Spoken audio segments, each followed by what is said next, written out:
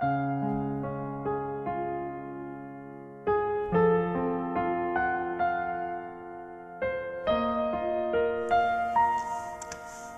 was thinking today of maybe sharing my preeclampsia story. Now, I was diagnosed with preeclampsia when I was pregnant with 4 months, and yeah, preeclampsia is pretty much the body swells up, it retains a lot of water, and that's pretty much it. But the risks are that your liver starts swelling up, so does your kidneys, and that's what happened to me. My kidneys swole up, and my liver was starting to shut down on me, and little by little it was more painful, very intense. On a checkup I had to go, and they sent me to the hospital. A lot of people don't know this about me. I kind of don't talk about it, but because it doesn't bring very good memories. But you know, for me being pregnant for the first time, it's actually a pretty scary experience. Preeclampsia, for me, it's very scary. And to top it off, when it also gives you really high blood pressure, and that's what was happening to me. I'm so glad I didn't get diabetes or anything, but I did have high blood pressure, and that was pretty scary, because it's like I felt really good, but I didn't know that my heart was beating really fast, or I was anxious, or I got very, very upset very easily. And during that time, I was it was pretty bad. So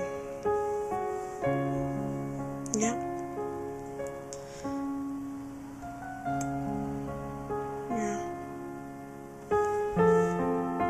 The baby was born premature.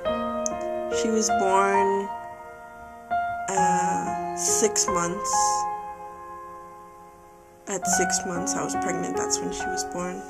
So she was a preemie. She was in the hospital for 2 weeks, and I was in the hospital after the emergency C-section. Oh, to top it off even more, I had a seizure on the day that they had to give me an emergency C-section, because seizures are not fun. They're really scary too, and you don't even know what's going on. You lose consciousness, and what I remember is that I was just there at the table.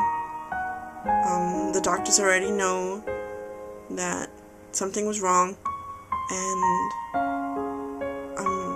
they put me on the table, and then I just started seeing my hands, and I started seeing that they started moving uncontrollably, and the last thing I saw was a rainbow. Yeah, it sounds pretty, I don't know, doesn't sound so good, but if you start seeing rainbows and lights, that's a sign that you were having a seizure. And yeah, that's what happened to me. And then they took the baby out, and I heard her cry, and I was happy, and I thought, oh, as long as she's okay, as long as she's fine. And then, because I was so drugged, I was so drugged,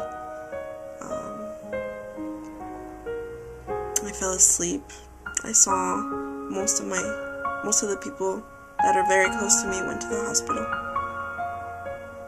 and my family, my complete family was there, except my grandparents, that they were in Guatemala. at the time, because of course I had to have the baby 2 months after, not at 6 months pregnant. So it's a very scary experience. I can't even stress on how scary that is. And people think, well, mothers think that it's their fault, you know. I didn't eat right, or I didn't exercise, or I worked too hard, I pushed myself too much. And that's not the case, you know.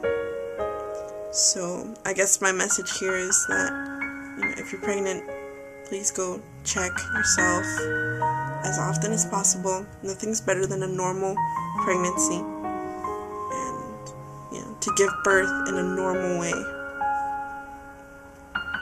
But I'm glad, if I had the opportunity to get pregnant again, if I had to do everything again, all over again, I would do it 100%.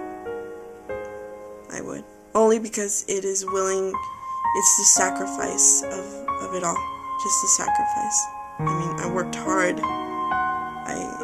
I did get a lot of days off, but, you know, it was a pretty bad situation.